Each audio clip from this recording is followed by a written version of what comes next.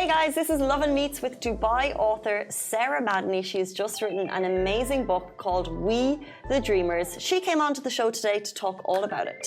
And the conversation is honestly so insightful. You get to hear about just how her process was, how the book came about, and she's always been wanting to be an author and it's finally happened for her. She talks about her story, she talks about the story of the book and how it deals with so many different conundrums, So do take a listen and just enjoy the conversation. Welcome back to the Lovin Dubai show. Our guest today is an author that will take contemporary literature to a new era with her new novel, We the Dreamers, a book tackling love, identity crisis and mental health. It's yet to be published by Sarah. However, Sarah's hoping the TikTok trend Book Talk will help get her novel recognised. Welcome to the show, Sarah Madani. Thank you guys. Thank you for having me. Congratulations. Thanks a lot. So the last time we hung out, we went for one of our work ventures, you were telling me you're going to start writing a book and you want to get published, and that's something you always see yourself doing, and now you've finally done it after, I think, how many years was this book in the process? Almost a year and a half. A year and a half? Yeah. Well, congratulations. Congratulations, amazing. Huge. Thank you. Tell us more about the book. Tell us more about yourself. And why did you decide to write it? Oh, okay. So the writing part goes back a long way because I've been wanting to be an author since I was, I think, 10 years old. But I've been writing before that. I do remember picking up a random notebook when I was 6 and just writing in it because I wanted to.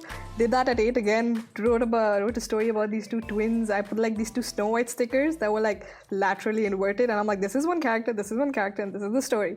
And I think I've been writing forever. I just didn't realize it. And then at 10, I remember I got this new notebook from my dad, and I was like, I'm gonna write a book in this and I'm gonna get it published. And my dad said, yes, do it, we're gonna get you published. I said, yeah, let's do it. But of course that didn't happen. I've been writing lots of novels over the years and I always leave them incomplete. And this is the first novel which I started and actually finished, and I just knew I had to get it published.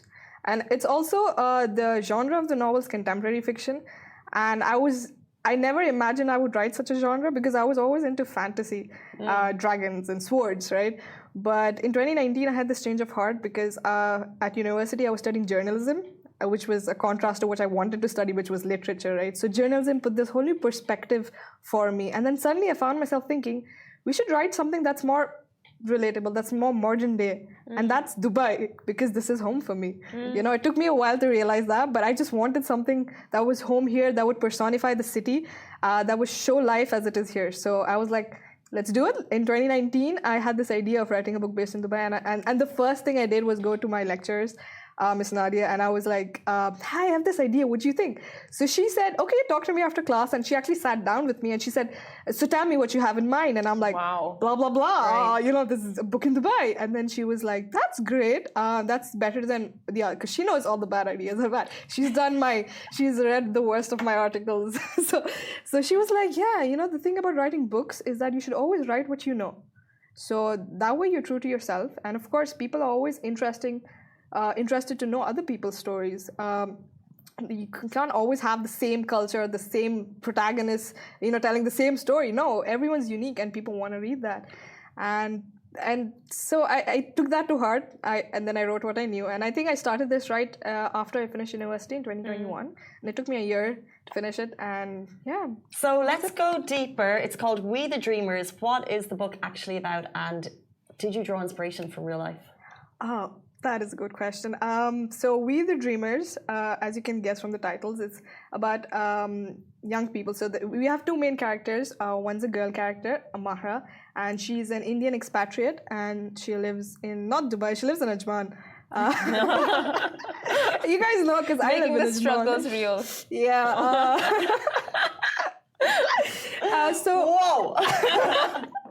So So the thing was, I'm biased towards Dubai, yes, but I'm also biased towards Ajman. It's a city I really love because my home is there. So I wanted to put that city in as well. So of course, one of the characters just had to be from Ajman, right? So anyway, we have this Indian expatriate character Mahra who is going through this tough time in life where she's having sort of like an existential crisis. I'm sure everyone has that phase in life and they start questioning purpose, the meaning of life. So she's going through that, but really badly, right? And she was always an optimistic person who now suddenly has become cynical, and the sort of dreams that she had, she thinks they're all useless and they don't make sense, so she just stopped being a dreamer. So we have Mahra, who is going through her mental health struggles. This is the beginning of it, but she doesn't realize it. Then we have, on the other hand, our boy character, whose name is Ammar. So he is Emirati, but he's not fully Emirati. I mean, like, he's Emirati, but like his mom is Indian and his dad is Emirati, right? So he's also mixed culture that way, and he's the sort of guy who's easygoing, goes through life like it's a breeze. He's super optimistic. He's a social media star, so he's the sort of extroverted character who lives life one day at a time. And he's the sort of guy who just suddenly goes like, okay, life is much more than just enjoying. I should do great things. So he's just become a dreamer. So we have these two polar opposite characters, one, different in their mindsets. And so fatefully, they meet in a car crash. But they don't meet in a car crash. They have a car crash, and that's their first interaction. But then obviously nobody talks in a car crash. So, they have a car crash. They go home. A couple of weeks later, at one of a mutual relative's wedding, they meet again, and she doesn't remember him. He does remember her. So, of course, they strike up a conversation. And from then on out, it's the whole novel starts properly, I guess, from then on out. Oh, got you. Amazing. So interesting. And like very relatable personality traits over there. And just like, it's so, I mean, I was going to ask you, so what actually happens at the end? No, don't! I could give it, not a spoiler as such, but most people don't expect this, but I'm just going to come out and say it. Towards the end, there's a... You can't say it! Say it! No, it's a thematical thing. It's not a spoiler. Okay, fine. It's a thematical thing. And I think... I hate spoilers of books. I love that reading. Is me. And then if I know the end, I'm like, what's the point? Because reading is... Yeah, it takes time. And yeah, that's anyway, true. You can continue. There is the pandemic at the end. So my story actually starts around towards the end of 2019. So my characters faced the pandemic in the beginning of 2020, March around. So the thing is, what really happened, it's not a spoiler again, but because most people have gone through that. So, the pandemic affected everyone differently. For an introvert like Mahra, the lockdowns, where she got seclusion was like a blessing for her. But for Ammar, who was extroverted, the lockdowns had a detrimental effect on his mental health.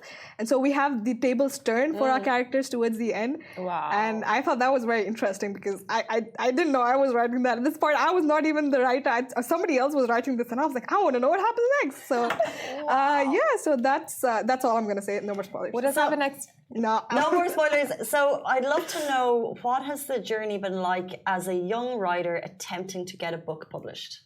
Oh, it's been harrowing. It's, well, not that harrowing. The thing is, I'm going to the traditionally publishing route. So in publishing, there are 3 routes you can take. One's the traditional one, where you reach out for a literary agent who will see if they think your work is good enough, if they want to represent you, and then they will voluntarily represent you and then send your book to the big publishers, who will then give you a contract, and how it goes on from there. Then you have what they call hybrid publishing, which is also called vanity publishing. It sounds kind of... so what you do is you go to a publisher and you pay them to publish your book.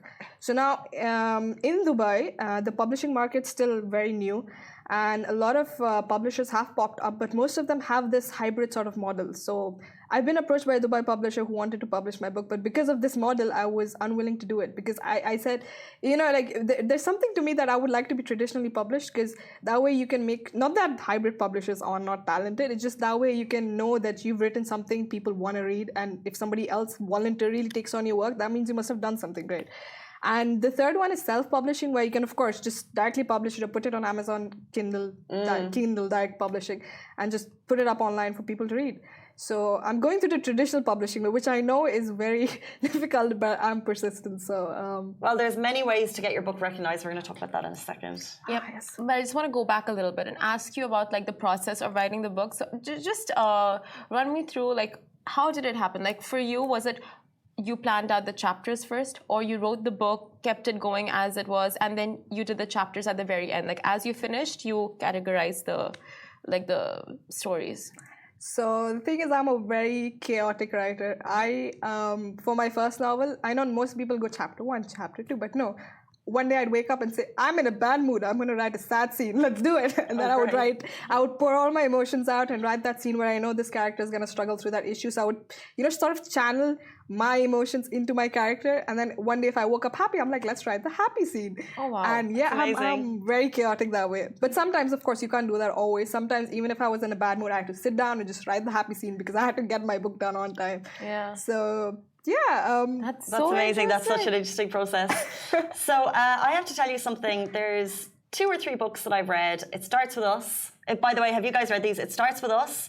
It ends with us. And I'm reading Daisy Jones and the Six, which, by the way, has just been made into a show, and the other one has been made into a movie. I didn't know that these started as trends on Book Talk, and that's why they became so famous. Yes. So for those people who don't know, first of all, can you explain what Book Talk is? So there's a niche in TikTok where people just talk about books, characters, and everything book related, and that's basically called Book Talk. And on Book Talk, people fangirl to the nines. I mean, not in a bad way. They just share their love for reading, share their love for writers and authors, and that in recent days has become really big because amazing. Authors get recognized. We had like you mentioned, Colleen Hoover starts with us, ends with us. She, I guess nobody knew. I'm not saying nobody knew her, but she became a big deal right after TikTok. We had that Madeline Miller's The Song of Achilles. It got published like 10 years ago, 11 years ago, and one day the author woke up and she's like, my book's on the New York Times bestseller list. How is this happening? And then somebody, from the newspaper reached out to her and said, your book's viral, it's trending on TikTok, and then people love it so much. TikTok's done it again. TikTok's done it again. And for such a cynical person as me who never believed in TikTok, I was like, maybe I should talk about my book on Book Talk. Yeah. So Book Talk is what exactly? For those like me who don't, I'm not really sure. So is it like an account? Is it a hashtag? No, it's let's say it's a hashtag where, for example, anything book related, when a creator makes content, they will tag it as hashtag, and the book community will obviously get that content. Like, for example, if you have other interests, like say you like going to the gym, you're gonna get a lot of workouts in your account, in your for your algorithm. And so anything that's gym related will be in Gym Talk, right? So this is Book Talk. Anything that's book related will come to you. So have you been using it to get We the Dreamers seen more widely? Yes, I have. It was a very also impulsive decision in the middle of the night. I was like, what is it that I'm doing wrong, right? Of course, publishing is a long way, but I just, of course, when you do something which you really believe in, you want to make sure it gets out there. So I said, why not try Book Talk? It looks like something that just might work. So I started making these videos on Book Talk. So like most of the writers, they go on camera and they start speaking. Well, that's not something I do often. So I was like, no, let's just put aesthetics. Let's put videos and those emotional feel sort of quotes, or like just to get them feel of what my novel's about. Yeah. So I started making those videos. And it was a lot of fun making them because I love the comments. People like, oh my God, what happens next? I want to read this. Oh my God, thank God for you writing this for us expats. We're finally going to be seen. Oh, I love those sort of comments. And so I'm like, okay, I'm doing something right. So, my day is made. That is so, so amazing. We love that you're getting the response, and a massive congratulations for getting the book written and hopefully to get it published. So what is your message to young authors today after going through the whole process? My biggest message would be if you want to write a book, just sit down and write it. I used to see a lot of other writers give the same advice, and I was always like, I get it, but no, but that's the thing. When you finally get words onto a page and you realize, yes, this is what I've been hoping for so long, and when you realize, okay, I've done it, then, you will come to that point when you're like, I am an author today. I've written a lot over the years, but it was not until today that I know that I'm an author. So just sit down and write and be persistent. Don't give up. I know things are hard. Things take time. but all good things happen in time. So That is so amazing to hear. Well, massive, massive congratulations. What you've done is so impressive. And now you're officially author Sarah Madani. Sarah, thank you so much for joining us on the show. We truly appreciate your time and we cannot wait to read the book when it is published officially. Soon, inshallah. I've sent it to the publisher and they take really long to respond. So we have 6 months to go for the publisher to respond. Yalla! Yalla, publishers. Come on! You heard it here first. We the Dreamers. It's about to blow up on TikTok. But you could get there first, guys. That is all we have time for on the Lovin Dubai show this morning. Thank you so much for tuning in. We're back with you tomorrow morning. Same time, same place. Goodbye from me. Goodbye. Bye.